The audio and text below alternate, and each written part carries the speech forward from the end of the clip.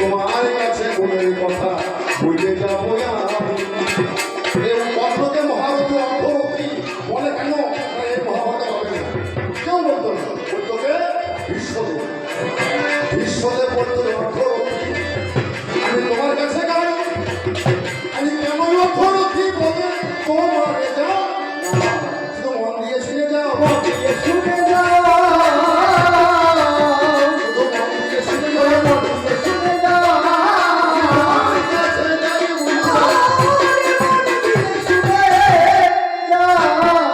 যেহেতু আমার দ্বিতীয় বলা আমার আশা দরকার নেই তাই বলছি, আর তা না হলে বলতাম না।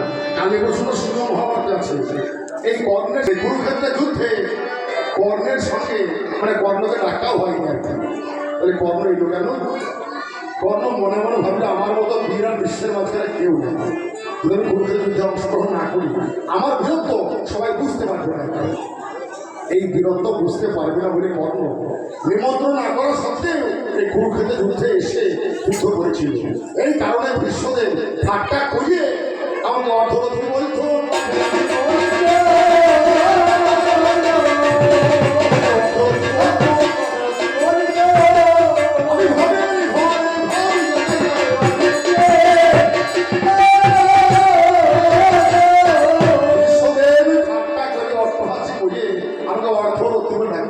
যারা ছিল মহারথী, রথী আর বিশ্বদেব আমাকে নিমন্ত্রণ না করা সত্ত্বেও এই কর্ণ যুদ্ধ করবো বলে অহংকার করে বিরত দেখা করে হিংস্র বলে এই কর্ণকে বিশ্ব অর্ধরথী বলে ডাকতো।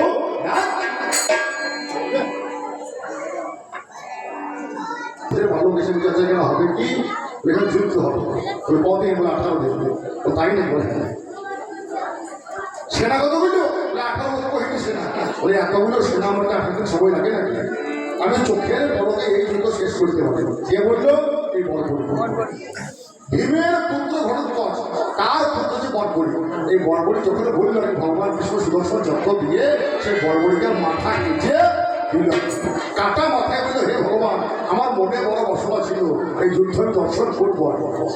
কুরুক্ষেত্রের ইশার করে নির্মভিক্ষে সে কাটা মুন্ড তুলে রাখতে হবে। যুদ্ধ হইল 13 দিনে মুন্ড হেসেছিল আর 5 দিনে মুন্ড কেটেছিল।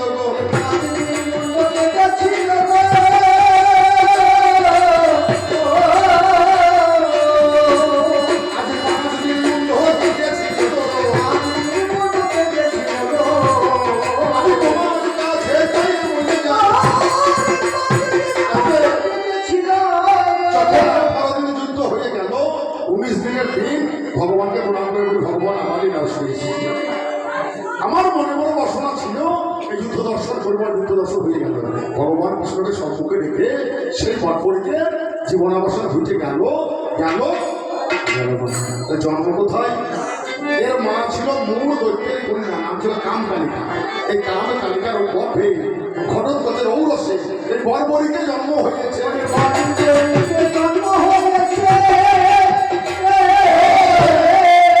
বরবরির জন্ম নিয়ে মায়ের কথা শুনে সাধনা করতে গেল। একটা কুলো দেখে সাধনা করে সেখান থেকে 3খানা বাঁধ পেয়েছিল। এমন কোনো বিশ্বের দিন নাই এই বাঁধগুলি প্রয়োগ করলে পরে তোমাকে মন বিহার। যখন যুদ্ধ শুরু হবে আসছে আর কি, এর মনে মনে আশা ছিল ভগবান যে পক্ষে থাকবে আমি সেই বিপক্ষে যুদ্ধ করব।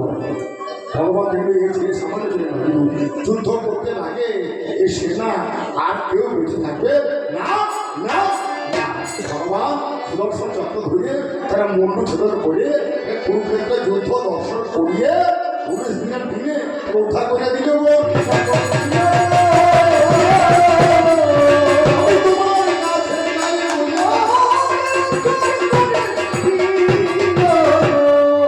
আরেকজন ছিল অর্জুন, অর্জুনের পুত্র হচ্ছে অভিমন্যু।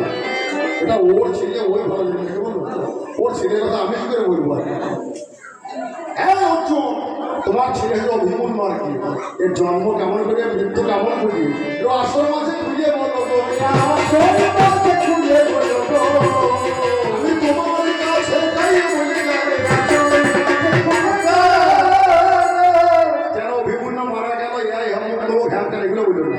এই ভূমিটা পূর্ব জন্মে গেছিল, কেন তার 16 বছর বয়সে মৃত্যু হইলো, তার স্ত্রী ভাই গেছিল, ভুলিয়ে আসর মাঝে বলেছি না পারো আমি পড়ে এসে আবার বলবো।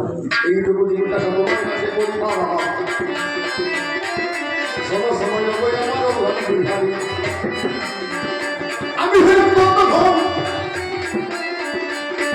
একদিন ভগবান কৃষ্ণ ধন ওর এই কর্ণ কাছে কর্ণ নিজের কাছে আছে। আর এই কর্ণের বিরুদ্ধে কথা গাইতে গিয়ে অর্জুন বলছে কর্ণের থেকে আমার আর যুধিষ্ঠির সে দামি বেশি আছে। ভগবানের মুখে বললে আমরা পরীক্ষা করতে হবে। যুধিষ্ঠির ব্রাহ্মণের বেশ ধরেছে কর্ণ অর্জুন একটা ছোট্ট বালকের বেশ ধরেছে, ভগবান কৃষ্ণ তার ব্রাহ্মণের বেশ ধরে যুধিষ্ঠিরের কাছে গিয়েছে। যুধিষ্ঠির যজ্ঞ করছে, যজ্ঞ করতে গেলে চন্দনে কাঠ লাগবে। তোমার কাছে কাঠ আছে? ওরা অবিরত বৃষ্টি পড়ছে, এখন তো বনে যাওয়া হবে না, আমার এখানে কাঠ জোগাড় হইল না হইল না হইল। এরপরে কর্ণের কাছে গেল, কর্ণের কাছে গিয়ে কাঠ হবে কিছু? কর্ণ বলে হ্যাঁ প্রভু আসুন আসুন, আমার সমস্ত জানলা দরজা সিংহ দরজা সমস্ত চন্দনে কাঠ দিয়ে তৈরি, আমার যা প্রয়োজন আপনি সব কিছু নিয়ে যান, সব কিছু নিয়ে যান, আপনি সব কিছু নিয়ে যান, সব কিছু নিয়ে যান।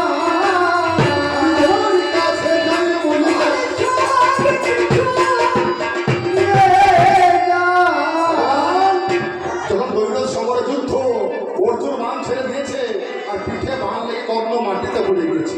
যখন মাটিতে পড়ে গিয়েছে কর্ণ পড়িয়াছে, কোথায় ছিল কুন্তি সূর্য এসেছে, কোথায় ছিল ভগবান এসে কর্ণকে পরীক্ষা করছে, কর্ণ কিছু দাম দাও, কি দাম চায় দাও।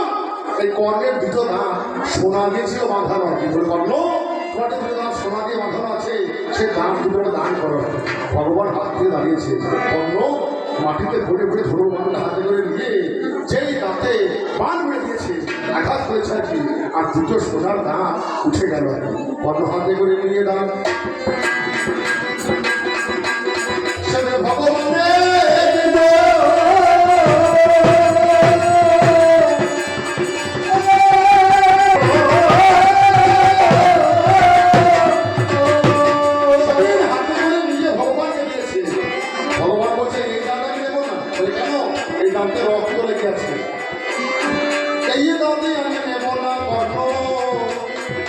তোমার কাছে যাই, রক্ত লেগে আছে তাতে তোমার বিপরীতে কর্ম সদমনি সঙ্গে সঙ্গে টেনে নিলে ভগবান খানি ভগবান মানে সেটি কর্ম করিল, আমার পাতা মেরে মাঝে আমার মা মেরে দিল, আমার পাতা থেকে জল উঠে বিকর্ম করেছে, আমার সোনার দাম কিছু হাতে করে ধুয়েছে, আমার হাতে করে ধুয়ে দিয়ে কর্ম করিল, আমার সঙ্গে সঙ্গে ভগবানের হাতে ধুয়ে প্রভু দাম দাও প্রভু দাস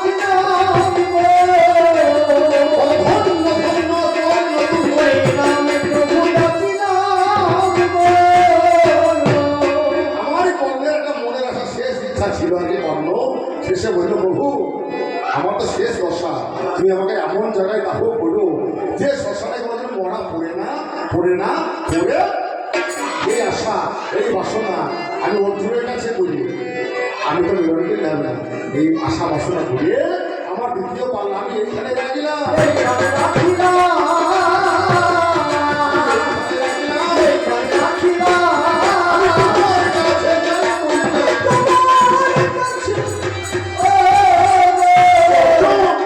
এই কর্মের জীবন অভিশাপে জর্জরিত, একদিকে মায়ের অভিশাপ, একদিকে ব্রাহ্মণ অভিশাপ, একদিকে শিবের অভিশাপ, যে কারণে কুরুক্ষেত্রের মাঠে ব্রাহ্মণের কারণে আমার রথের চাকার মেদিনী গ্রাস করেছে করেছে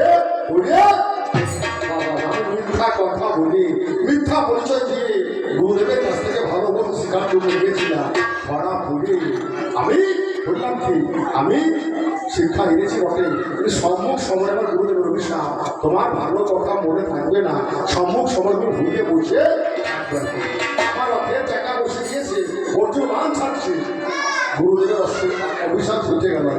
যেই চাকা ধরতে গেছি অর্জুন যেই বাণ মেরে দিয়েছে পিঠে এসে বাণ মেরেছে। সম্মুখ সময়ে আমি অধর্মের পক্ষ নিলাম কেন? বিপদের গানে যে আমার পাশে দাঁড়িয়েছে, আমি তার হইনি, আমি যা গোল খেয়েছি তার গোল গাইব। আমার অর্থরথী বলে কেন, আমি তোমার কাছে যে তোমার ভান্ডারে ছিল আমি সেইটুকু বলে যাই না। এইখানে আমার